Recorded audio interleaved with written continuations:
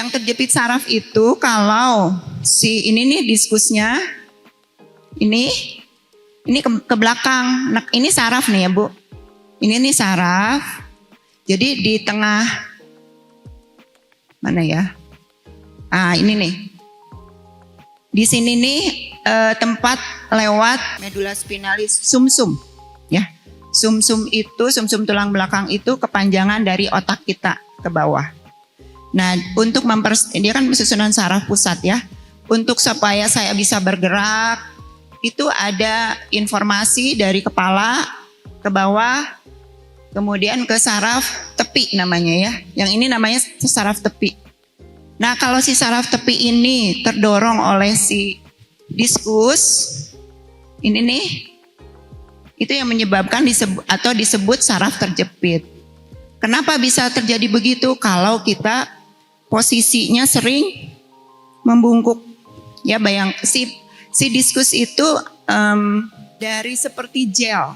Ya, jadi kalau kita ke depan, dia akan tertekan di depan dan ke belakang. Ya, dan ke belakangnya itu menekan saraf tepi tadi. Saraf tepi kan keluar dari kiri kanan. Yang itu menyebabkan atau yang disebut saraf terjepit.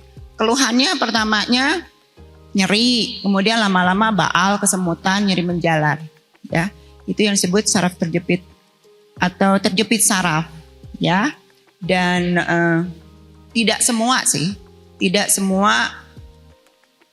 yang sering membungkuk sampai terjadi terjepit saraf. Bisa jadi membungkuk yang teregang hanya ototnya saja, ya, karena struktur di badan kita itu mulai dari kulit, kemudian otot, kemudian ada ligamen, tulang, ya. Jadi struktur di tulang belakang itu ada tadi susunan saraf pusat dan susunan saraf tepi. Ini otot-otot ini otot-otot kecil nih sebetulnya, ya. Yang kalau misalnya terganggu itu membuat juga tidak nyaman. Makanya tadi seperti Ibu Nancy katakan, olahraga atau exercise itu sangat penting untuk melatih otot-otot ini juga. Ya, mangga slide. Definisi nyeri punggung bawah atau NBP atau low back pain, nyeri atau kaku yang dirasakan antara iga terbawah ya tadi, iga terbawah sampai lipatan bokong. Jadi kalau kita nyeri bokong disebutnya nyeri punggung bawah juga, ya. Sampai ini nih, lipatan bokong, gluteal fold namanya, itu nyeri punggung bawah. Kadang-kadang menjalar, kadang-kadang juga tidak, ya. Slide. Nah, penyebabnya apa? Satu tadi kekakuan, jadi si ototnya kaku, ya. Kaku, kenapa kaku? Bisa karena terlalu lama duduk, terlalu lama berdiri, atau pada saat melakukan aktivitas tidak proper, ya, tidak secara ergonomis. Yang kedua, kerusakan diskus lumbalis yang tadi saya terangkan, yang ini ya, yang ini. Ini sumsum tulang belakang ya ke bawah. Nah, ini yang tadi kalau HNP pernah dengar? Tadi Bu Nancy ya, HNP. HNP itu kepanjangan dari herniasi. Herniasi itu tonjolan. Nucleus pulposus. Nucleus tuh ini kan yang diskusnya ya. Ini ada bagian luar dan bagian dalam. Bagian dalam ini yang disebut nucleus pulposus. Nah, si nucleus pulposusnya itu menonjol, menekan si saraf tepi tadi, ya. Dan kalau sudah terjadi HNP berarti itu kondisinya lebih berat, ya. Biasanya keluhannya batuk atau mengedan pun sakit. Tapi kalau belum sampai batuk atau mengedan sakit, biasanya belum terjadi HNP. Hanya bulging. Bulging tuh daerah yang luarnya aja nonjol seperti ini. Ya, tapi sama neken saraf juga, nempel gitu ya. Slide. Nah ini posisi tubuh yang mempengaruhi beban di tulang belakang. Jadi ibu-ibu atau bapak, ternyata posisi kita nih sangat berpengaruh. Mulai dari ini Ibu Wita nih duduknya seperti itu ya. Yang mana ya? Ini mungkin ya. Itu tekanan ke si diskusnya itu 185%. Ya, jadi kalau lama duduk begitu bisa nanti pulang sakit ya. Yang paling tidak ada tekanan, yang paling rendah itu berbaring. Makanya kalau lagi sakit walaupun tidak dianjurkan terus-menerus, berbaring dulu ya. Kalau lagi tiba-tiba sakit pinggang, berbaring dulu. Karena tekanannya hanya 25%. Kemudian kalau tegak berdiri begini 100%. Ini yang membungkuk sedikit 150%. Jadi memang begini nih nggak boleh.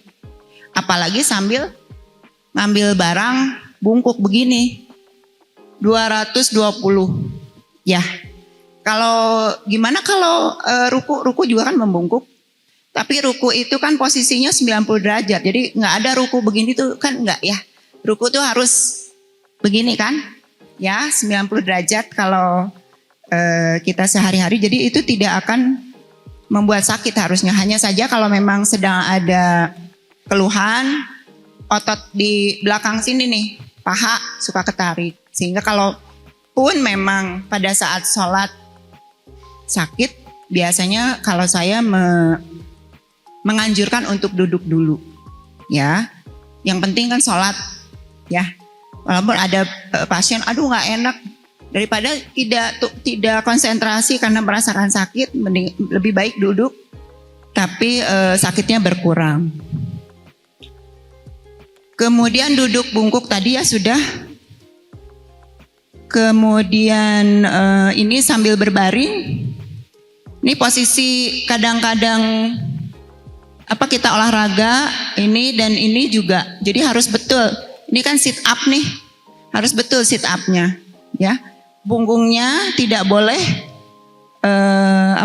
melengkung, ya. Dan selain tadi yang 25% kalau lagi sakit, bisa juga dengan tiduran kemudian si paha dan lututnya ditekuk, itu juga membuat lumayan nyaman kalau sedang sakit, ya. Slide. Nah ini ada beberapa gambar yang mungkin tidak perlu banyak kata-kata tapi bisa memperlihatkan posisi-posisi yang bisa jadi kadang-kadang kita lakukan dan menyebabkan sakit ya. Yang ujung kanan atas sana itu kalau misalnya yang suka buka komputer ya, tidak nyender, kemudian atau duduk di kursi hanya pakai bantal, yang di bawah juga sama karena si kakinya lurus ya, tidak bahasa Sundanya nyarande, bersandar. Slide. Ini saya dapat buku ini baru dapat juga. Ini dari Amerika tahun 1930 gitu. Jadi di sana udah terpikirkan nih. Ini betul-betul jilid lama tapi sangat bermanfaat kalau menurut saya ya. Ini kegiatan yang sehari-hari kita lakukan. Kalau ini kan nyuci kali ya. Kalau sekarang ibu-ibu udah pakai mesin cuci, hanya saja suka ada yang masih kayak kemarin tuh ada pasien karena takut tidak bersih, jongkok terus si kerahnya dicuci lagi gitu. Nah jongkoknya itu yang membuat dia sakit walaupun nyucinya pakai mesin. Ya, itu yang di atas sana anggap itu yang nyuci di sink ya, di dapur. Yang jelas prinsipnya adalah si tulang punggung harus lurus, tidak boleh bungkuk, jadi harus tegak. Termasuk sebetulnya wudhu ya. Makanya sekarang di rest area itu ada tempat duduk. Karena itu salah satunya wudhunya sambil duduk, jadi tidak sambil bungkuk. Kadang-kadang kita di rumah juga ada di shower, kemudian keran, selalu bungkuk gini karena mungkin tujuannya untuk wudhu ya. Jadi harusnya si kerannya lebih tinggi gitu ya. Ini mendorong, kan bisa jadi kita mah ada ibu-ibu strong ya. Kalau sudah bosen meja, kursi, lemari nggak ada yang bantu, ya udah sendiri. Bisa-bisa saja sih, boleh-boleh saja, hanya harus betul. Jadi gunakan seluruh badan kita untuk mendorong, dan jangan lupa si otot perut harus ditahan ya. Tarik nafas terus tekan, jangan ini kemana-mana gelambar-gelamber gitu tekan. Nah, itu bisa sakit pinggang juga ya. Kemudian ini nyapu, ngepel. Yang ini sama prinsipnya, nggak boleh bungkuk. Sehingga sekarang itu banyak dijual sapu yang tinggi. Itu tujuannya untuk supaya tidak bungkuk. Kalau dulu masih ada yang begini ya, nah harusnya memang tegak.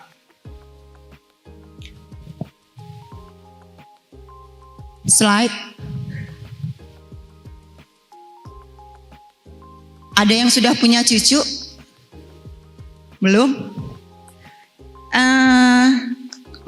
Cucu atau ngambil barang sebaiknya sambil ditekuk ya, sambil bahasa Sundanya sih tepak deku ya. Nah, jadi tidak boleh membungkuk seperti yang kanan atas. Ini yang bawah masak.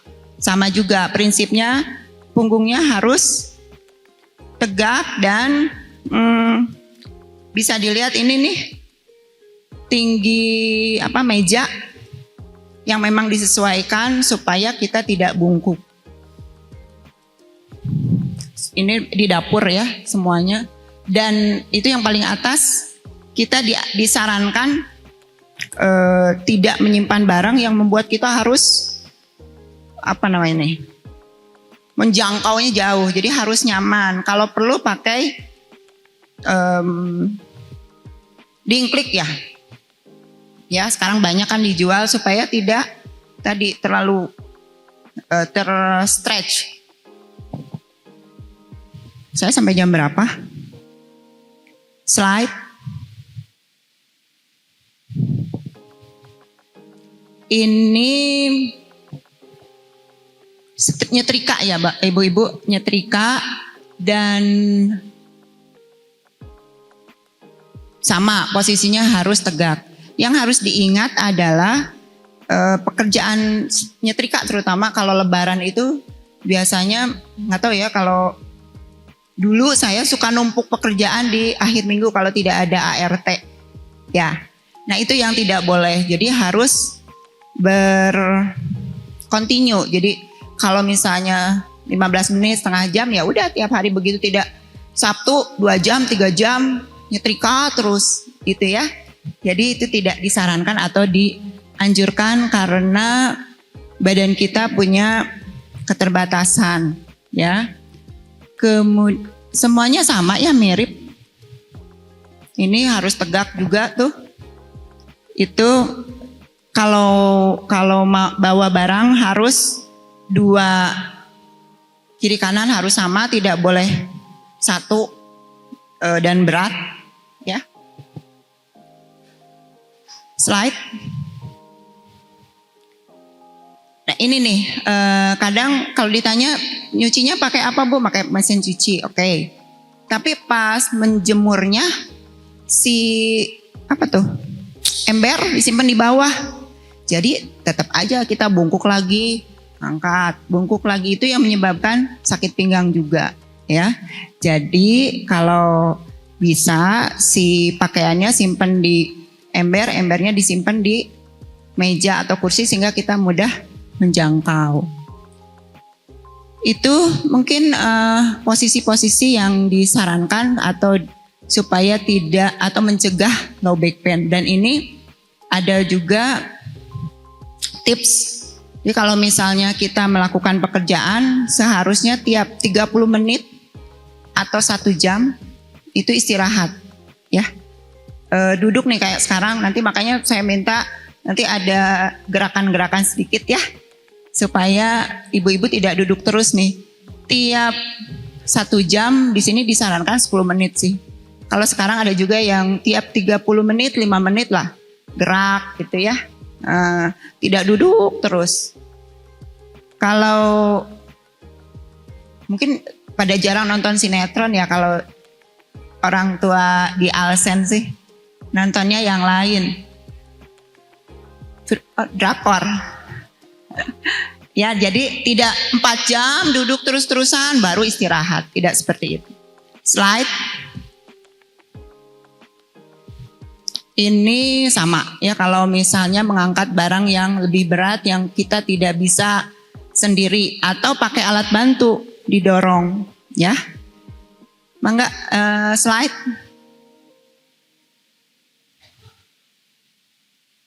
Ini cara berdiri, nanti di bawah aja deh. Slide. Nah ini, jadi untuk melindungi punggung kita,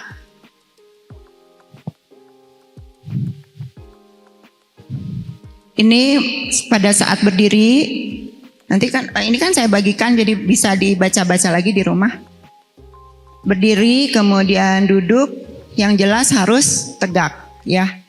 Tidak, kalau misalnya bungkuk, ini gambar ini nih, menyebabkan penekanan yang berlebih pada tulang tulang punggungnya. Jadi yang berdiri yang betul itu seperti ini, tegak. Kalau mau tahu berdiri yang betul, nyender, ya seperti kalau saya pikir mungkin seperti Pragawati itu ya, kan mereka harus di sini buku atau apa sehingga harus tegak. Tapi bukan begini, ya jadi ngeceknya pas ini aja nyender di depan kaca mungkin ya, terus jalan, gitu. Duduk juga, si punggung atas dan bokong nempel. Ini harus ada rongga, atau biasa juga ada yang nyimpen pakai bantal, atau sekarang memang kursinya udah diatur ergonomik sih. Ya kalau kita lihat di toko-toko mebel sudah ada yang dibuat ergonomis. Nah ini nggak boleh. Biasanya anak-anak kita nih, ya makanya suka ada juga sih anak SMA biasanya yang datang dengan keluhan nyeri punggung bawah, atau mahasiswa yang sedang menyelesaikan skripsi kemudian posisinya tengkurap sambil ngetik, itu sering juga tuh ada ya. Jadi di bawah 20 tahun juga bisa kalau posisinya tidak betul. Kemudian ini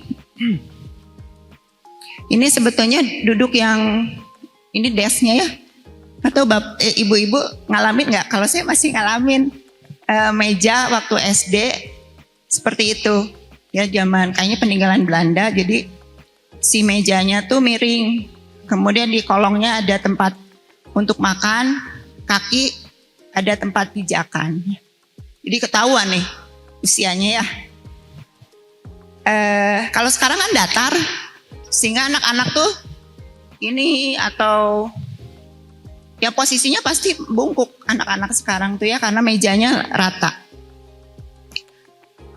Yang berikutnya yang di sana itu adalah cara duduk atau cara berdiri. Jadi kalau mau berdiri itu harus maju sedikit baru berdiri. Jadi dari misalnya begini ke depan dulu dikit baru bangun ya.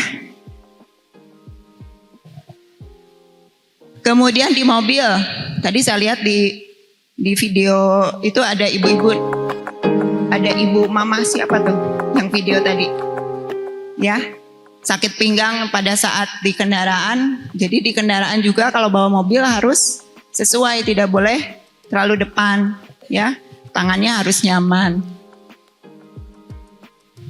Ini posisi tidur, cukup bantal satu sebetulnya ya, dan dari leher. Jadi bukan begini, tapi cukup bantal satu, kecuali yang memang punya penyakit jantung biasanya harus lebih dari satu, bisa 2-3 bantal. Tidak, Sunda nama naon ngadelewo. Ya, jadi harus lurus. Kalau yang bagus memang kasur kapuk, tapi yang baru kan lurus. Kalau kasur yang busa tuh lama-lama ke bawah, ya, itu harus diganti. Kemudian ini juga penting nih, Ibu, Bapak, cara kita bangun, ya, cara kita bangun nanti kita, cuma ini rendah ya.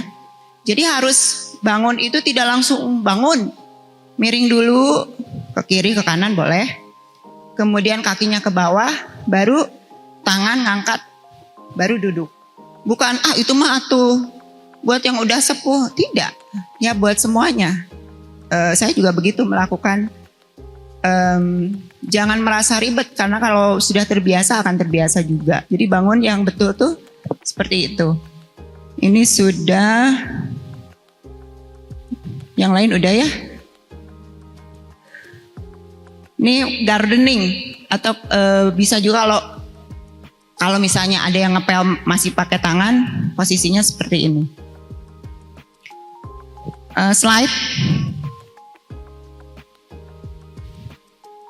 Nah ini mungkin itu dulu ya, atau yang video yang lagu biar, atau ini selesaikan aja dulu ya. Jadi ini peregangan otot saat bekerja, tapi dari mulai atas ya. Jadi tadi yang berhenti 5 menit atau 10 menit ini yang bisa dikerjakan ya. Nanti kita bareng-bareng saja lakukan. Mulai dari leher, ya, kemudian semuanya sih. Nanti kita bareng-bareng melakukan. Ya, slide. Ini nanti lakukan bersama aja ya. Slide. Terus,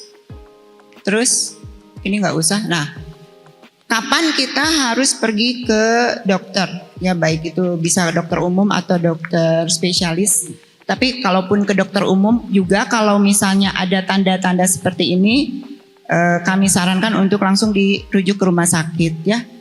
Kalau misalnya usianya kurang 18 tahun, lebih dari 55 tahun dan nyerinya sangat hebat, itu harus dirujuk atau berobat ke dokter. Kemudian ada trauma yang keras ya. Kemudian nyeri terus menerus terutama malam hari, apalagi kalau misalnya ada riwayat ada kanker atau tumor ganas ya.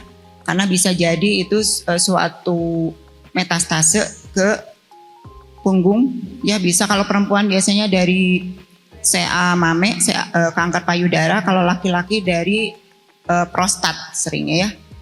Tidak jarang juga sebetulnya juga kanker paru ya, tumor paru. History of cancer, kemudian kalau ada informasi mengenai obat-obatan yang berlebihan, kemudian penurunan berat badan yang drastis, itu sakit pinggang, penurunan berat badan drastis itu harus segera dirujuk karena pastinya memerlukan pemeriksaan lebih teliti lagi. Kemudian ada deformitas, misalnya skoliosis ya. Setelah di ronsen ada skoliosis. Walaupun kalau misalnya skoliosisnya kurang dari 20 derajat itu sih tidak jadi masalah. Hanya kalau skoliosisnya lebih dari 20, 25 dan memang terlihat, itu harus dirujuk. Terutama untuk anak-anak remaja, barangkali ada, mudah-mudahan sih enggak ya, anak remaja yang misalnya perempuan baru head mens ya, menarche, kemudian terlihat tidak simetris bahunya, miring, kemudian pas dilihat ada seperti lebih ngajendol deh maunya,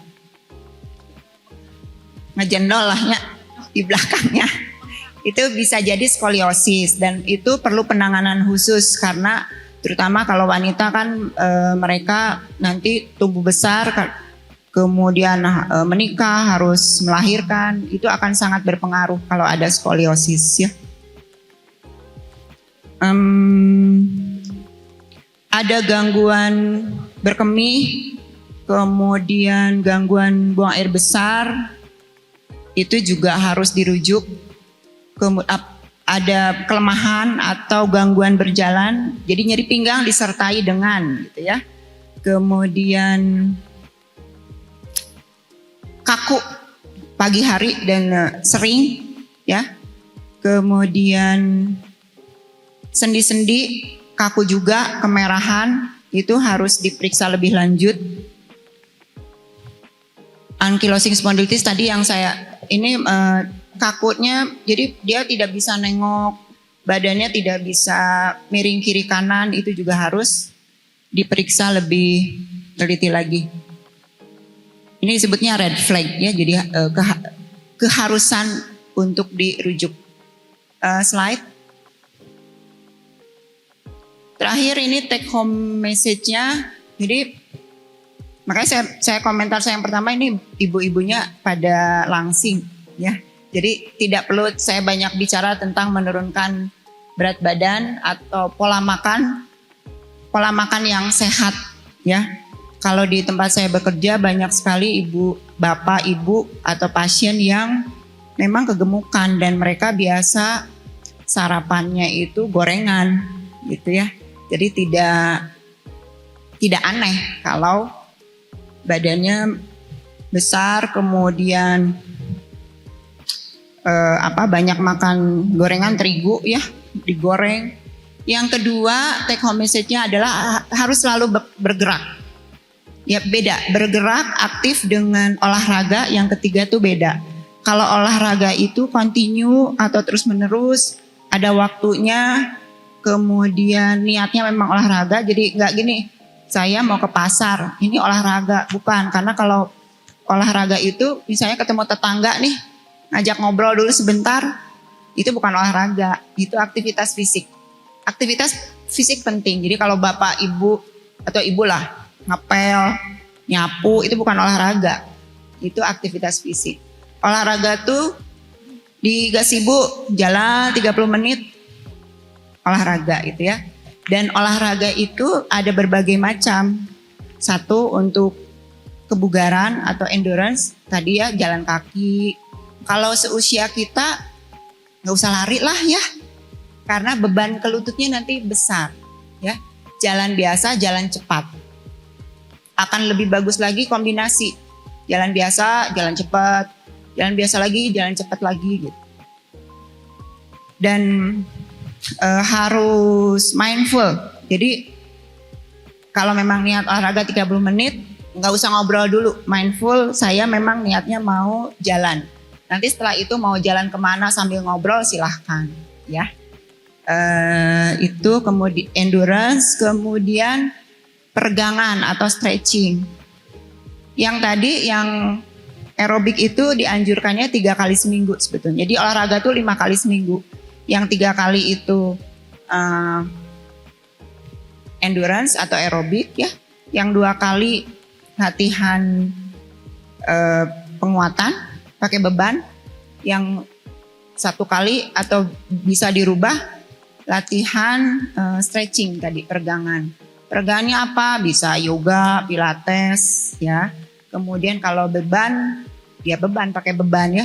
Tapi beban badan kita juga bisa kalau misalnya cukup berat. Tapi kalau sebaiknya sih beban ada alatnya gitu ya. Kemudian proper body mechanism tadi yang saya terangkan, cara duduk, cara berdiri, ya tidur. Nah itu proper body mechanism. Slide.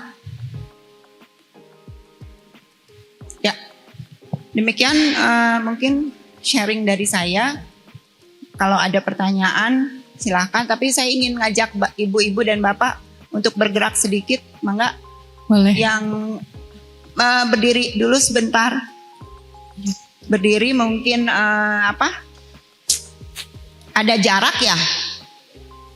Ada jarak, sebaiknya di depan, jangan di depan kursi.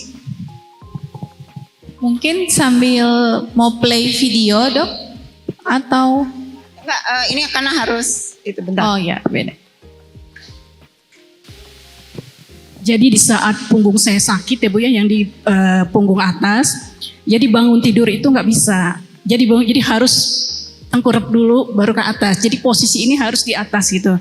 Demikian pula waktu duduk Bu. Jadi bukan hanya itu. Nah, jadi itu lumayan lama Bu, 2 minggu, 2 minggu. Itu ada faktor perubahan hormon juga nggak Bu? Karena kan saya udah menopause gitu, jadi setahun. Nah, sama osteoporosis. Kalau untuk osteoporosis harus diperiksa ya. Tulang kita ini sudah ada porosisnya atau belum, itu periksa pakai BMD atau DEXA. Ada mesin khusus ya Bu ya. Kalau di mall ada juga tuh yang ke kaki aja masuk. Tapi kalau yang lebih bagus lagi di Hasan Sadikin setahu saya ya DEXA. Jadi badan kita masuk kayak ke MRI, semuanya akan kelihatan mana yang sudah mengalami osteoporosis atau osteopeni. Osteopeni itu mengarah ke osteoporosis. Perubahan hormon kalau misalnya hanya satu sisi, hormonal itu kan sistemik ya semuanya.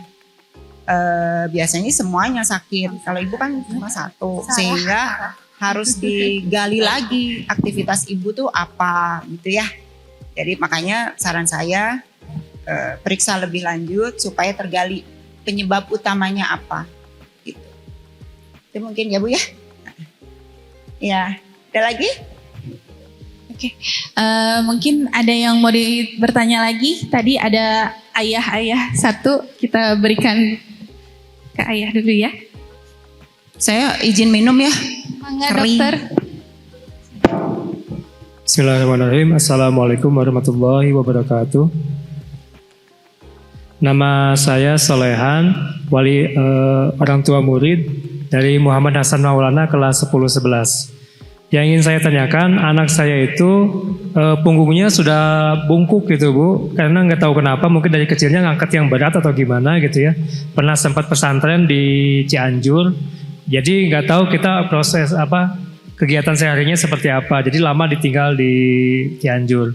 Nah jadi kalau sekarang anaknya sendiri sudah rajin melakukan senam di rumah, lihat video dari YouTube dan gitu. Alhamdulillah sudah nggak terlalu bungkuk lagi. Tapi yang ingin saya tanyakan, solusi apa yang bisa kita lakukan untuk supaya anak itu normal kembali gitu. Terima kasih.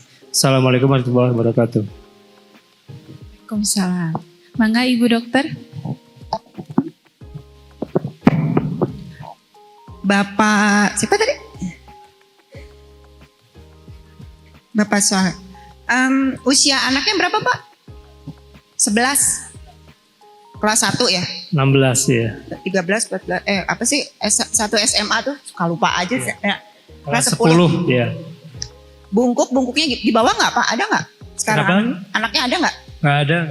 Bungkuknya gimana Pak?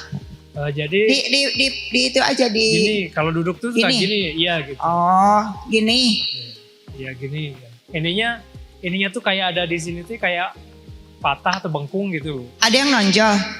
Ada sedikit yang menonjol. Nggak pernah jatuh? Enggak pernah. Di ronsen? Pernah juga jatuh. Pernah di ronsen? Belum pernah. Harusnya di ronsen dulu Pak. Oh gitu ya. ya. Kalau ada yang nonjol ya. Khawatirnya mungkin ada yang fraktur atau memang ototnya yang tegang karena sebelumnya di pesantren itu duduk di kursi atau seringnya di bawah Pak? Di bawah kan ya, jadi pasti posisinya bungkuk begini. Nah mumpung masih 16 tahun dan bisa lebih mudah diperbaiki Pak, sebaiknya ke dokter, kemudian di ronsen ya. Laki-laki? Laki-laki. Iya. Ininya rata ya Pak ya? Nggak simetris? Rata. Gemuk nggak? Mohon maaf. Kurus. Oh kurus malahan. Iya. Olahraga? Suka olahraga. Olahraganya? Kalau dulu suka basket. Sekarang? Sekarang ya jarang. Harusnya sekarang. Ya. Gitu ya. Basket kan bagus juga. Kalau basket kan nggak ada yang basket yang begini harusnya kan tegak gitu. ya. Kalau saran saya pertama diperiksa, mungkin nanti kalau memang jelas ada yang menonjol, sepertinya harus di ronsen. Iya. Kalaupun tidak bagus atau nggak ada masalah, saran saya basketnya diteruskan Pak. Oh, Di iya. sini pasti ada nih, ada tempatnya di sini. Jadi diminta untuk aktif lagi berolahraga Oh, iya. sebaiknya Pak. Iya. Ya. Dan Bapak coba perhatikan pada saat dia belajar. Iya. Ya, bagaimana kursinya? Saran saya memang yang harus sebaiknya yang ergonomis. Jadi Iya. tidak membuat si anak bungkuk gitu kan, Iya. ditegak. Kemudian tadi koreksi postur tentu saja harus tegak, anak laki-laki juga ya. Iya. Itu mungkin Pak, mudah-mudahan menjawab. Ya, terima kasih, Bu. Terima kasih Ayah. Selanjutnya di sayap sana ya, kita bergantian. Ya, mangga.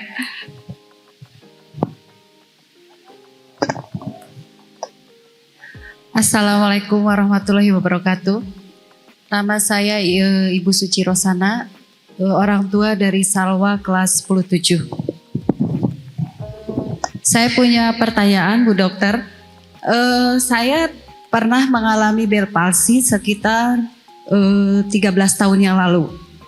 Tetapi entah kenapa efeknya dirasakan sampai sekarang. Jadi senyum masih belum simetris. Terkadang kalau saya tidur menghadap ke sebelah kiri, bangun tidur itu masih terasa sakit. Itu kenapa ya Dok ya? Solusinya apa? Terus pantangan makan yang harus saya jalani apa? Kebetulan saya aktif juga berolahraga aerobik, zumba, line dance selalu saya ikutin. Dan pernah juga saya mengalami COVID. Nah, after COVID itu saya mengalami peradangan sendi di lutut dan pengapuran tulang belakang juga, gitu. Nah, solusinya apa gitu aja Dok? Terima kasih. Assalamualaikum warahmatullahi wabarakatuh. Waalaikumsalam warahmatullahi wabarakatuh. Jadi pertanyaannya Bell's palsy dulu ya. Ya. Ibu-ibu yang lain ada yang tahu Bell's palsy? Pernah dengar? Pernah? Belum? Pernah? Waktu itu gimana Bu rasanya Bell's palsy itu? Saya mengalami ini Dok, mata belah kiri gak bisa menutup. Jadi Kalau sekarang bisa? kalau sekarang bisa tapi senyum tidak simetris. Coba Padahal senyum. kejadiannya udah 13 tahun yang lalu. Bu, senyum. Simetris nggak? Ibu-ibu yang lain simetris nggak senyumnya? Secara kasat mata tidak mungkin ya. Kelihatan sama simetris ya? Ini agak miring, masih miring ke sebelah kiri. Ya. Terus diraba sebelah sini masih sakit. Masih sakit. Padahal saya sudah Dari 13 tahun yang lalu. 13 tahun lalu. Saya sudah ke rehabilitasi medik di terapi infrared. Setelah itu saya pindah lagi ke dokter yang lain, saya terapi laser. Udah gitu pindah lagi ke dokter yang lain, ada di rumah sakit swasta juga. Pakai yang disetrum-setrum itu ya, karena terapinya tuh kayak lumpuh sebelah gitu. Sebelah sini kan ya Dok ya. Saya itu pengalaman yang sangat pahit sekali kayaknya gitu ya dalam hidup saya. Sampai terapi itu selama 2 tahun. Dan efeknya tuh kenapa sampai sekarang masih ada gitu Dok. Rasanya? Ya, kerasa sakit, tiap bangun tidur masih sakit. Nah saya nggak meneruskan terapi gitu sampai saat ini. Apa harus saya teruskan terapi atau saya harus konsultasi dan seterusnya saya harus mengkonsumsi obat lagi atau gimana gitu? Ya, terima kasih. Bell's palsy itu adalah kelainan saraf atau saraf terjepit di daerah kepala. Jadi ini mah di luar low back pain sebetulnya ya. Iya. Di kepala kita ini ada 12 saraf tepi ya. Itu ada yang untuk mencium, ya, ada untuk melihat, untuk menggerakkan bola mata kiri kanan atas bawah, kemudian untuk mengunyah, itu beda ya. Kalau ibu nih Bell's palsy itu adalah parese atau gangguan pada saraf ketujuh, ya. Nah, kenapa disebut Bell's? Yang menemukannya Tuan Bell's, orang Skotlandia kalau nggak salah ya. Jadi ini kan bukan stroke karena bukan susunan saraf pusat.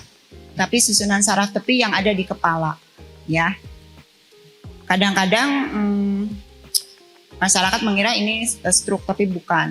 Nah, disebut Bell's karena tidak diketahui penyebabnya sebetulnya. Walaupun ada yang di beberapa literatur, karena kena angin terus-terusan yang dingin. Misalnya, biasanya kalau ditanya, naik motor nggak, pakai helm nggak gitu. Atau di mobil terus-terusan AC tidak gitu ya. Atau kipas angin. Ya, jadi itu Bell's palsy idiopatik. Jadi tidak diketahui penyebabnya apa. Karena kalau ada juga yang tiba-tiba seperti gejala tadi Ibu ya, mulut mencong kan, kemudian tidak bisa menutup mata, tidak bisa mengangkat alis. Misalnya setelah operasi ada tumor atau parotis ya di sini nih, gondongan ya, kalau bahasa Sundanya bukan gondok, gondongan. Itu operasi sini, itu bisa. Atau memang ada pernah kecelakaan, itu bukan Bell's palsy, itu memang jelas karena trauma. Jadi ditulisnya parese nervus 7 karena apa gitu ya. Nah, sebetulnya Bell's palsy ini 80% sembuh sendiri, Bu. Ya. Tapi memang kita bekerjaan dengan waktu. Makanya tadi itu cerita 13 tahun yang lalu kan, ke dokter ini shopping dokter ya, shopping rumah sakit Ibu ya, pindah. Jadi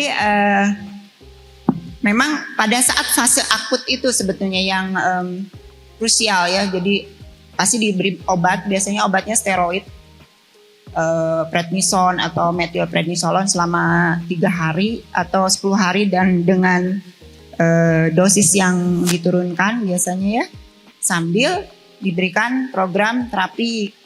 Memang kalau fase akut tidak dikasih inframerah sebetulnya ya, 3 hari pertama hanya dikasih yang kesetrum itu Bu ya. Kalau misalnya Ibu datangnya setelah 3 hari kemudian dikasih inframerah, tapi kalau hari itu pergi ke rumah sakit enggak biasanya ya, karena masih fase akut. Kemudian dikasih latihan Bu, dikasih latihan enggak?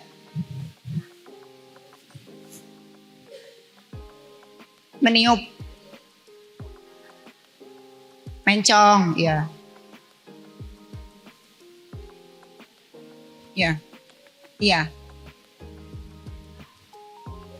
Kalau yang nggak memperhatikan gini banget mah nggak kelihatan Bu. Ya. Jadi Ibu nih yang 15-20%, tapi sedikit. Kalau udah 13 tahun mah agak sulit ya. 13 tahun kan? Sulit sekarang. Udah 13 tahun. Tapi nggak kelihatan, cantik kok. Ya. Cuma nggak nyaman aja kali Ibu ya. Kemudian tadi betul inframerah, obat inframerah, electrical stimulasi namanya ya. Bisa juga ada yang pakai laser. Ya, memang ada yang pakai laser. Kemudian tadi nyeri itu Bu, bisa jadi dari situ, bisa jadi ada faktor lain sebetulnya. Waktu kejadian telinga berdenging nggak? Nggak, telinganya berdenging nggak? Nggak ya. Jadi mungkin kalau nanti saya periksa apa ininya spasme ya, sehingga mungkin harus di stretching saja. Itu nggak perlu. Ada terapi khusus nggak Dok? Misalkan totok wajah atau akupunktur gitu? Kalau totok wajah mah nggak aja, buat ini juga kan menghaluskan. Iya. Tapi kalau untuk Bell's palsy enggak sepertinya ya, karena kan itu saraf dan di dalam. Walaupun jadi nervus 7 itu mulainya dari daerah leher, kemudian ke sini, kemudian dia menyebar ke alis, ke mata, ke hidung, ya. Biasanya tapi bisa juga nggak bisa. Sampai sekarang ditekan-tekan tuh masih sakit. Ya, boleh itulah ke mana tadi? Gimana? Ketotok wajah boleh. Ya. Itu mah enak ya. Kemudian yang membedakan tadi dengan stroke juga sama ya. Hanya kalau stroke dia ngangkat alis bisa. Hanya mencong saja. Mencong. Kalau Bell's palsy kan sebelah, angkat alisnya nggak bisa. Ya. Jadi kalau jangan, waduh jangan-jangan saya stroke nih, mencong. bangun tidur biasanya ya, mencong atau pas kumur-kumur keluar air, nggak bisa menahan ya. Sebetulnya sudah betul apa yang Ibu lakukan, hanya kalau sekarang masih lehernya sakit, makanya kita lihat apakah spasme Ibu ototnya ya. Gitu. Yang kedua tentang COVID. COVID-nya kapan Bu? 3 tahun yang lalu? Ya, berarti 2021, 2000 ya. Dan Sampai efeknya habis COVID itu kena peradangan di lutut sampai saya terapi di Boromeo sama ini tulang belakang. ya, si COVID ini memang kalau misalnya lama ya, kalau yang Delta sebetulnya tidak terlalu berat ya. Yang jelas harus latihan pernafasan, paru-parunya terus diperbaiki. Yang lutut bisa jadi ada hubungan, bisa jadi juga tidak ya Bu ya. Lutut itu bukan peradangan, sebetulnya proses degeneratif. Jadi proses penulangan, osteoartritis disebutnya ya. Jadi bukan inflamasi, kecuali dia bengkak, kemerahan, nyut-nyutan. Tapi kalau nyeri pada saat berjalan, nyeri pada saat dari duduk berdiri, nah itu bisa. Terus ada krek-krek gitu ya. Bisa didiagnosa disebut osteoartritis, walaupun gangguan ini jadi kemana-mana saya, nggak apa-apa ya. Nyeri lutut itu tidak hanya tadi osteoartritis karena penulangan, ada macam-macam lain lagi di lutut itu karena strukturnya banyak ya. Nah untuk tadi COVID Bu, memang ada gangguan pasca COVID ya. Dan itu yang harus kita lakukan adalah latihan pernapasan. Jadi kalau Ibu misalnya lihat di YouTube atau apalah latihan pernapasan, atau mungkin ada juga yang disebut meditasi ya, itu bisa juga dilakukan. Jadi fokus latihan pernafasan dengan tarik nafas panjang, tahan sebentar, keluar ya. Misalnya 5 kali tarik nafas dihitung, tahan 5 kali, keluar 5 kali, terus naik terus supaya paru-parunya mengembang, si alveolusnya atau kantung-kantung udaranya mengembang terus. Kan si COVID ini menyerangnya itu kantung-kantung udara itu yang terisi oleh cairan, diisi oleh cairan ya. Itu yang menyebabkan kita jadi sesek. Jadi pada saat kebetulan saya juga ikut terlibat masuk ke ruangan COVID yang kita latih, walaupun si pasiennya lagi sesek, kita edukasi untuk lebih tenang dan diminta untuk latihan nafas gitu. Jadi Ibu sekarang kalau misalnya masih merasa tidak nyaman, selain tadi macam-macam, bagus Ibu Zumba, banyak, tambah latihan pernafasan ya. Untuk nyeri lututnya dan nyeri punggung, dievaluasi juga aktivitas sehari-harinya apa. Sekarang masih nyeri lututnya? Masih nyeri lutut. Yang ini aja. Oke, nanti kita lihat ya. Nggak apa-apa, memang harus tegak. Nggak apa-apa. Ya.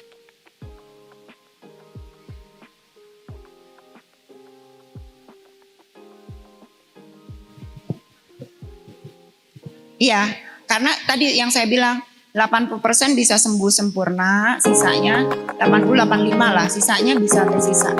Jangankan Ibu, anak saya sendiri Bu, yang saya tiap hari, nggak tiap hari sih, sebulan mungkin ada 10 pasien, anak saya masih tuh ada sisa. Waktu dia di SMA, sekarang umurnya udah 29. Karena saya ibunya bisa kelihatan, senyumnya tidak ada kaku sedikit lah gitu ya. Bisa, tapi anak saya dulu bandel, obat nggak dimakan, disuruh latihan nggak dilakukan gitu, karena ibunya sibuk jadi tidak terus-terusan ngecek gitu ya Bu ya. Enggak. Kalau tidak ada pertanyaan kita ini aja langsung sharing. Oh boleh. Bismillahirrahmanirrahim. Assalamualaikum warahmatullahi wabarakatuh. Nama saya Heni, usia saya 46 tahun. Saya ibu rumah tangga, tapi ada kegiatan di rumah menerima jahitan. Iya, kalau misalnya lagi deadline-nya santai, saya bisa santai gitu ya ngerjainnya. Tapi kalau lagi banyak, saya kan dari pagi sampai sore gitu, kadang sampai malam duduk terus. Nah keluhannya itu pasti sakit punggung kan ya, sakit punggung. Terus akhir-akhir ini ada panas di tulang belikat bawah sebelah sini dok. Ada panas kayak gitu. Terus kadang pas kalau ngejahit itu kan nunduk ya. Kadang-kadang itu ada kayak gempa gitu. Tapi terus kadang-kadang sekali aja gitu. Atau kadang-kadang seperti didorong gitu. Istilahnya dijongklok gitu ya dok ya. Nah, saya ingatnya pasti ini karena posisi duduk terus. Saya stretching leher dan bunyinya krek-krek kayak gitu ya. Nah tapi kadang ada saat-saat tertentu itu sakitnya banget gitu, panas di punggung gitu, di belikat. Akhirnya saya rebahan dulu. Tapi ya namanya udah deadline ini kan kita paksain aja gitu. Nah pertanyaan saya, apa ada olahraga khusus atau stretching khusus untuk meminimalisir sakitnya itu? Terus kenapa bisa sampai panas itu, apa emang dari posisi duduk aja atau ada penyakit lain seperti itu? Terima kasih. Assalamualaikum warahmatullahi wabarakatuh. Waalaikumsalam warahmatullahi wabarakatuh. Ibu menjahitnya berapa jam? Kalau lagi deadline tuh? Duduk aja kecuali sholat dan makan. Oh, ada yang bantu nggak? Maksimum satu hari berapa baju bu? 1-2 juga kalau modelnya susah ya dari pagi sampai sore malam itu ya. Padahal 1 ya. Ya, kalau saya sih kalau dengar cerita ibu kemungkinan besar karena posisi ya. Seperti tadi yang saya sampaikan, sebetulnya tiap 30 menit, tiap 1 jam ada perubahan posisi. Mau peregangan, kalau bagusnya jalan-jalan ya bu ya. Contoh saya, kan sebetulnya banyak duduk.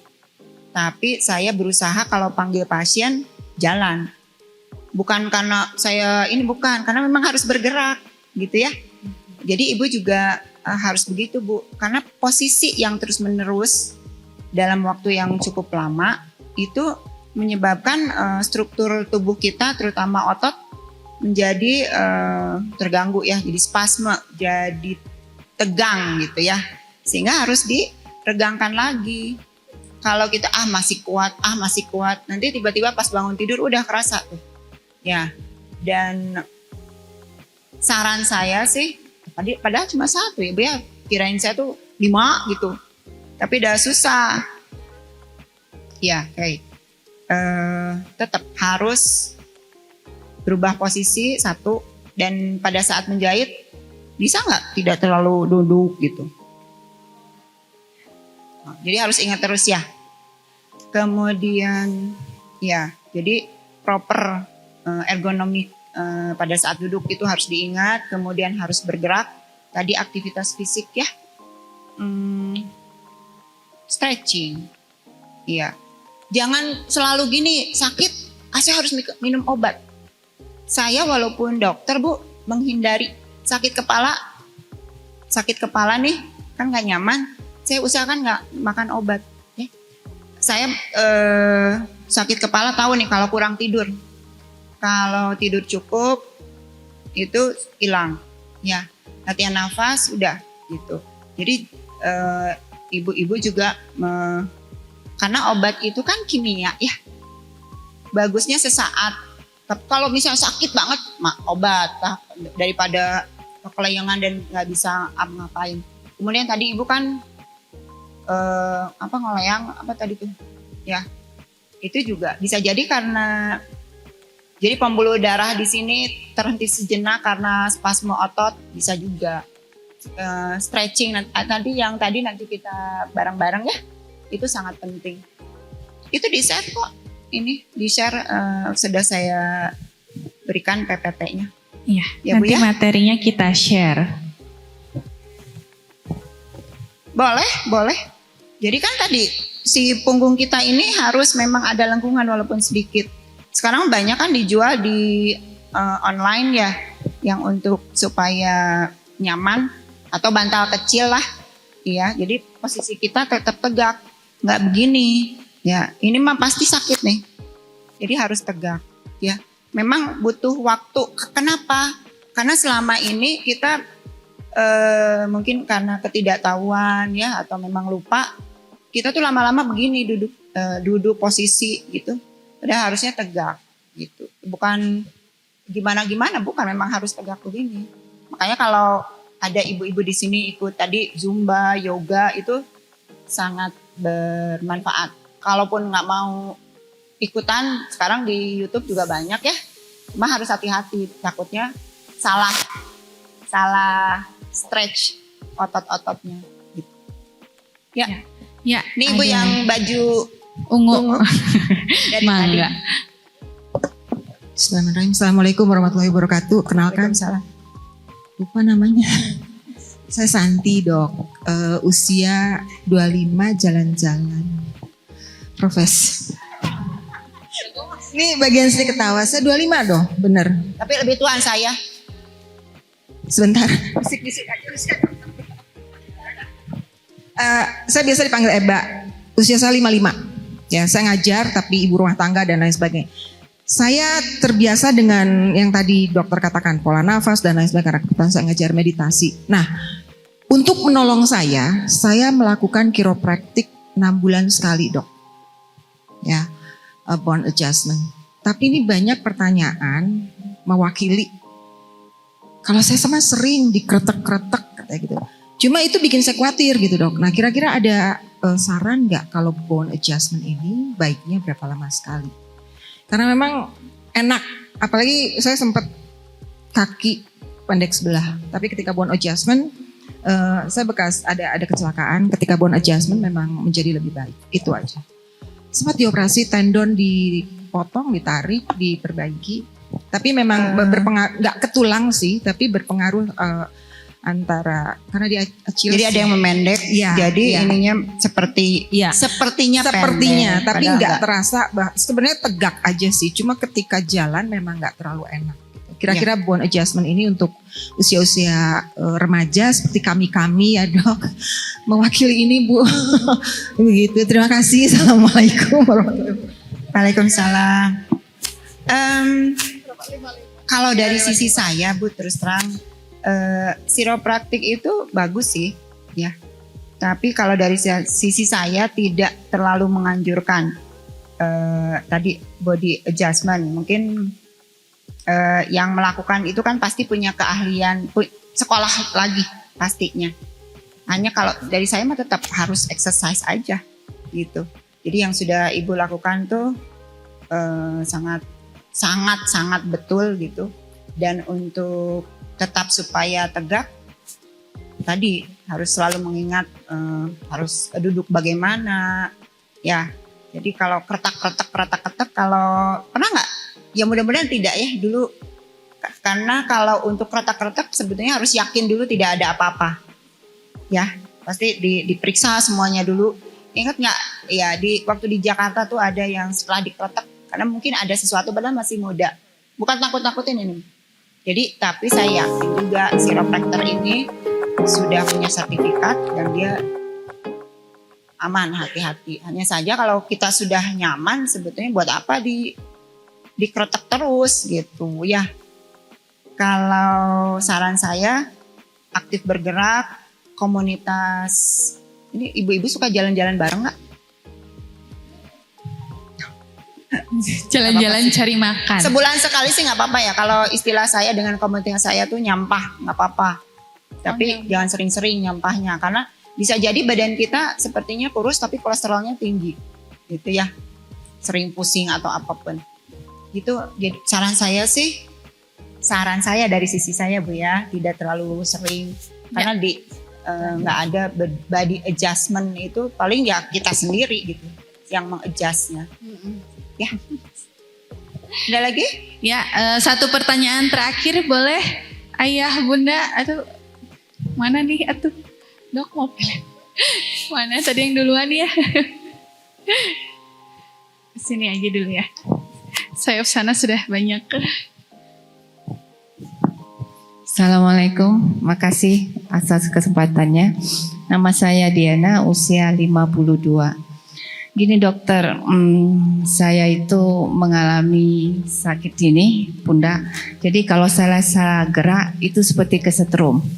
Kemudian lutut itu seperti berat, seperti ngangkat balok kalau jalan.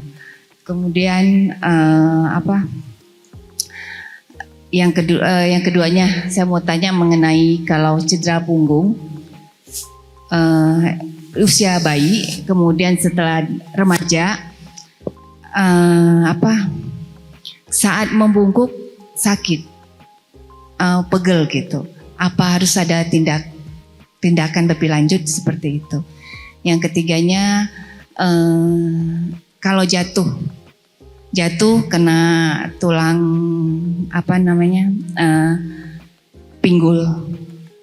pinggul sakit di sini, tidak ke ekor, samping, itu akan jalan sakit, duduk sakit, itu gimana solusinya? Sedangkan dokter bilang itu bukan retak atau bukan sesuatu yang perlu di ronsen gitu, seperti itu. Mengenai yang pertama yaitu tulang lutut sama tulang bahu, itu kalau dikasih obat sama dokter nggak bisa dimakan karena tambah sakit. Nah seperti itu. Sedangkan kalau lutut itu sakitnya bukan di lututnya tapi di pinggir, di dalam, bagian dalam, seperti itu. Apakah ada juga pengaruhnya kalau dengan suntik tulang punggung hasil operasi, apa sering efeknya masih terasa selalu sakit gitu, selalu pegel seperti itu? Ya, makasih dokter, gitu aja. Ya, terima kasih. Jadi ibu ini pernah operasi tulang Efek belakang. spinal mungkin ya dok? Kenapa? Efek spinal mungkin, operasi suntik. Bukan dioperasi di ruang atau disuntik tapi di ruang operasi. Disuntik di ruang operasi. Obat bius karena Obat bius spinal dok, jadi Iya. efek. nggak dikasih obat itu karena ibu keluhan nyeri pinggang. Operasi apa?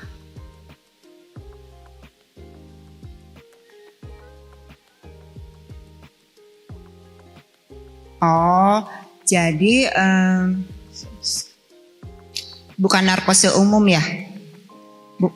Bukan, kan disuntik aja. Obat biusnya disuntik, jadi ibu sadar atau sadar kan? Iya.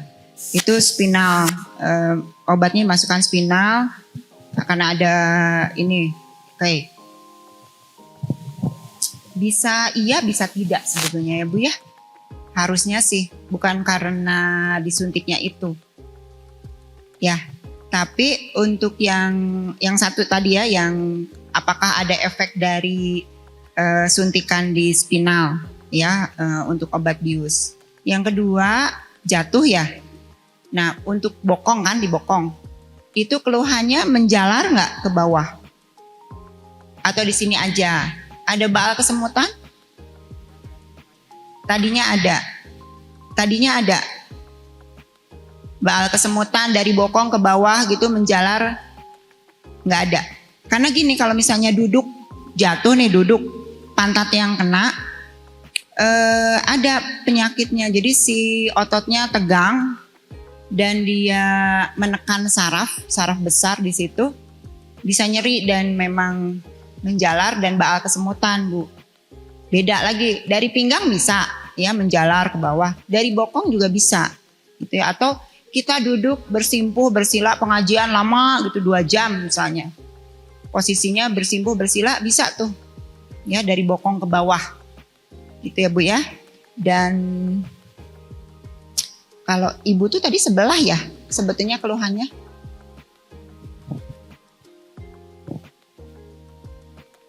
Udah ke dokter belum? Udah.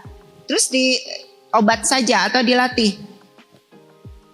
Sekarang masih belum bisa ke atas. Kalau oles-oles mah nggak bisa.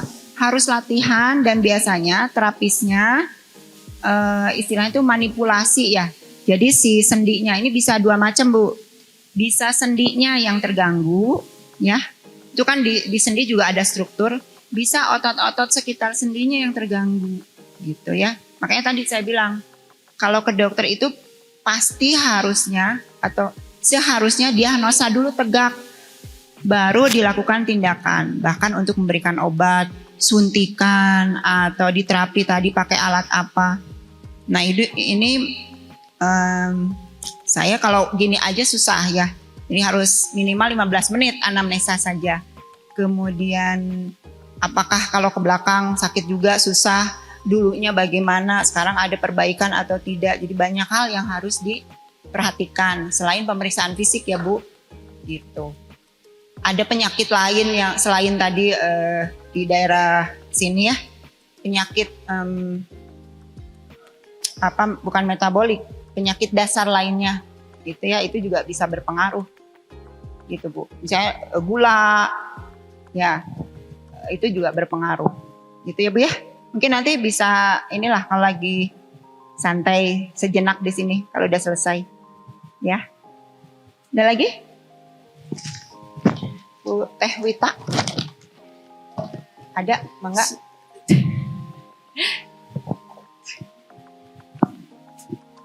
Bismillah, mau nanya satu ya. Saya kan udah 4 kali disesar. Udah lama sih, pokoknya sekarang udah usia saya 50 sekarang. Cuma kadang-kadang kita udah banyak bergerak ya, terus sakit kan. Nah, ini saya sering pakai korset. Cuma saya kepikir korset yang seperti apa sih buat saya biar merasa nyaman gitu. Saya sekarang suka pakai korset yang biasanya kayak ibu-ibu yang mau melahirkan itu pakai gitu doang. Cuma itu aja deh. Jadi sebetulnya tadi yang saya sampaikan, korset itu hanya membantu sebelum otot depan dan belakang kita bagus, kuat, keras gitu ya. Tidak cukup hanya pakai korset Bu. Latihan penguatan abdominal atau core stability itu penting juga dilakukan ya. Kemudian aktivitas ibu juga harus diperhatikan ya. Kalau korset sebetulnya korset yang memang untuk kesehatan, bukan korset yang habis melahirkan, tapi yang ada besi di belakangnya. Bukan yang ada suka dijual tuh di korset yang ada apa sih? Batu-batu, bukan itu. Tapi yang ada besi. Ada besi sehingga kita mau nggak mau harus tegak gitu ya. Dan tidak boleh terus-terusan dipakai juga sebetulnya. Karena tadi latihan kecuali ada yang tadi siapa yang ibu ya yang katanya bergeser listesis. Nah, itu dipakai mangga tapi tidak terus-terusan juga. Cuma kalau duduk lama misalnya ya dalam perjalanan jauh gitu dipakai harus. Itu listesis. Kalau misalnya kurang dari 50%, kalau lebih biasanya disuruh operasi bisa biasanya ya. Gitu Bu. Jadi latihan penguatan otot. Ya tidak terus-terusan pakai ya penguatan otot perut dan punggung.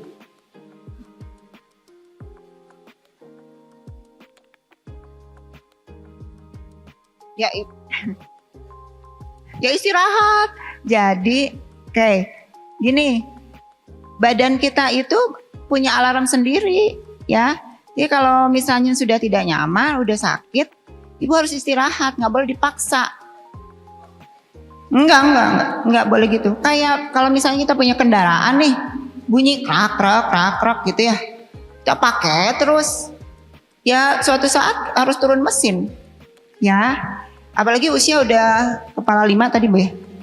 Ya kepala 5 itu bisa jadi sudah harus banyak yang diperbaiki gitu. Perbaikannya itu tadi pola makan yang sehat, aktivitas fisik, olahraga. Jadi beda dengan usia kita dulu 20 tahun ya. Mau jumpalitan juga nyaman-nyaman aja gitu. Jatuh, ini kalau sekarang mungkin kalau jatuh diperiksa dulu nih. Mana otot yang mungkin ada yang robek sedikit gitu ya. atau yang jadi panjang, jadi strain, nah beda. Jadi beda. Begitu ada rasa nyeri, stop.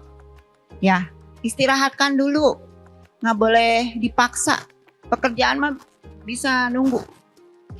Apalagi kita mah ada ngurus suami, ngurus anak, mungkin ada yang dititipi cucu ya. Harus memperhatikan kalau kitanya yang nggak nyaman, itu mungkin rumah tangga itu ya berhenti sebentar jadinya kan, gitu. Tapi kita sendiri yang harus memperhatikan tubuh kita masing-masing, gitu. Ya, itu mungkin Bu. Ya. Alhamdulillahirobbilalamin. Makasih banyak dokter. Mungkin sedikit banyak sekali ya yang kita dapatkan hari ini, manfaat apa yang telah kita hasil sharing-sharing, hasil materi. Nanti mungkin materinya akan kita share, terutama kita harus perhatikan tadi ada beberapa tips ya dok ya, ada pola makan yang sehat, berat badan jangan overweight, terus aktif bergerak, olahraga, juga proper body mechanism gitu. Mungkin nanti selanjutnya kita akan bagi-bagi door prize dok yang sudah. Oh ada olahraga lagi dok? Oh iya, ada slide yang terakhir. Boleh dok yang ini dulu aja, yang olahraga. Oh nyiapin itu, iya. Oke, door prize yang tadi bertanya, boleh kepada Ibu Susilawati, mangga. Mam, door prize sambil menyiapkan latihan stretching Bu Susilawati. Tadi terus Ibu Pak Soleh.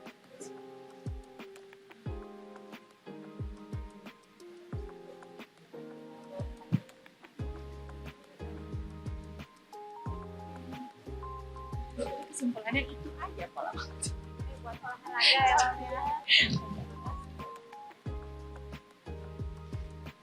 Ya, biar rajin-rajin stretching.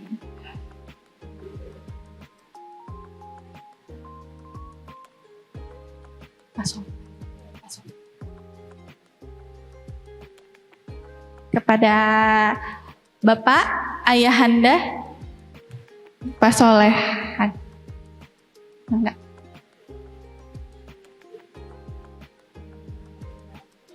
Boleh sama Teh Wita, Kepala Pelaksana, Ketua Panitia.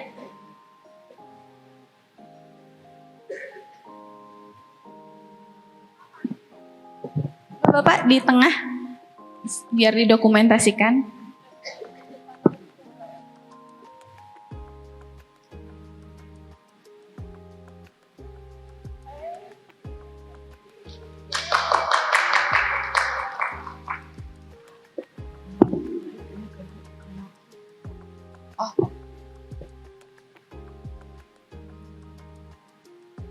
Oke, door prize satu lagi.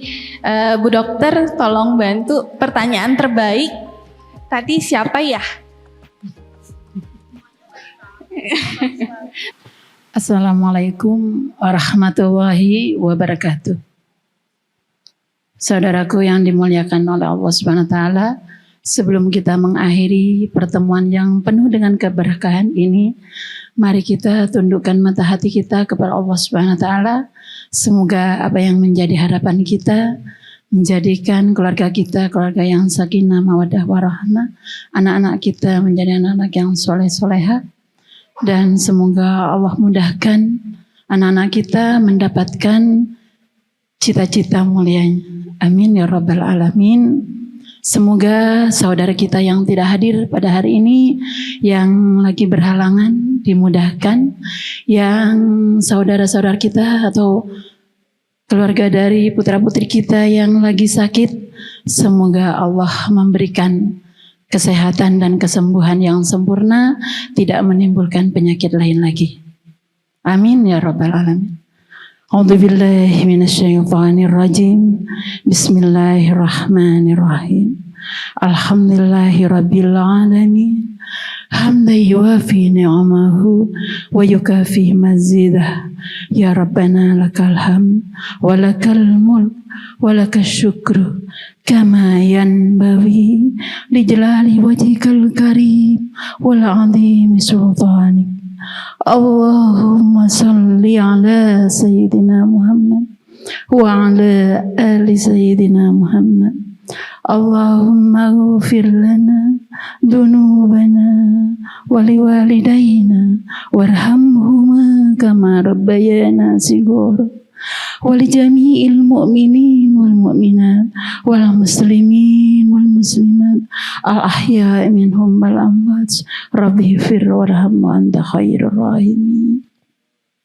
اللهم إنك تعلم أن هذه القلوب قد اجتمعت على محبتك والتقت على طاعتك وتوحدت على دعوتك وتعاهدت على نصرة شريعتك فوسك اللهم رابطتها وعدم ودها واهدها سبلها واملأها بنورك الذي لا يهبو واشرح صدورها بفيض الإيمان بك وجميل التوكل عليك وأحيها بمعرفتك وعمدها على الشهادة في سبيلك إنك نعم المولى ونعم النصير. اللهم آمين. اللهم إني أسألك الصحة والعافية وحسن الخلق. اللهم عافني في بدني. اللهم عافني في سمعي. اللهم عافني في بصري. Ya Allah, ya Rahman, ya Rahim, jadikanlah kami semua yang hadir di majelis ilmu ini sebagai hamba-hambamu yang bertakwa. Ya Allah, ya Rabbana, kami mohon kesehatan yang sempurna. Ya Allah, sehatkanlah badan kami. Ya Allah, sehatkanlah pendengaran kami. Ya Allah, sehatkanlah penglihatan kami. Tidak ada kekuatan, ya Allah, ya Rabbana, kecuali kekuatan darimu. Ya Allah yang maha mulia, Rabbana hablana min azwajina wa dhurriyyatina qurrata a'yun waj'alna lil muttaqina imama. Ya Allah, ya Rahman, anugerahkanlah kepada kami sebagai orang tua yang dapat menghantarkan putra-putri tercinta kami menjadi generasi soleh dan muslim, penyejuk jiwa dan mata, serta pemimpin yang bertakwa. Ya Allah, ya Rabbana, mudahkanlah putra-putri tercinta kami mendapatkan sekolah dan pendidikan yang terbaik. Ya Allah, ya Rabbana, ya Allah, berkahilah segala rangkaian kegiatan di hari ini. Rabbana atina fid dunya hasanah wa fil akhirati hasanah wa qina adzabannar. Ya Allah, ya Rabbana, berikanlah waktu yang terbaik, berikanlah harta yang terbaik, berikanlah hidup yang terbaik bagi kami. Ya Allah, bahagiakanlah kami di dunia dan di akhirat. Jauhkanlah kami dari siksa api neraka. Ya Allah, ya Arhamar Rahimin, jadikanlah setiap pengorbanan dan amal kami hanya ikhlas demi Engkau, ya Allah, ya Rabbana. Ya Allah, ya Hayyu, ya Qayyum, ya Malikal Mulk, ya Ahad, ya Samad, ya Rahman, ya Rahim. Rabbana taqabbal minna innaka antas samiul alim wa tub alaina innaka antat tawwabur rahim. Subhana rabbika rabbil izzati amma yasifun wa salamun alal mursalin walhamdulillahi rabbil alamin. Amin ya rabbal alamin. Wassalamu Wassalamualaikum warahmatullahi wabarakatuh.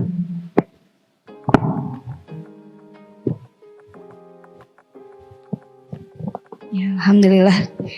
Terima kasih kepada Umi Isifah yang sudah bersama-sama memimpin doa ya, dan dengan berakhirnya pembacaan doa yang dibacakan oleh Umi Isifah maka berakhir pula lah kegiatan parenting kita pada hari ini, dan bersama-sama mari kita ucapkan dengan mengucapkan Alhamdulillahirabbil alamin. Saya sebagai MC IPA Syarifah dan juga para panitia mohon maaf bila ada salah dan hilaf dalam kegiatan ini, dan mudah-mudahan kita bisa bertemu kembali di parenting berikutnya. Kita tutup dengan doa kafaratul majelis.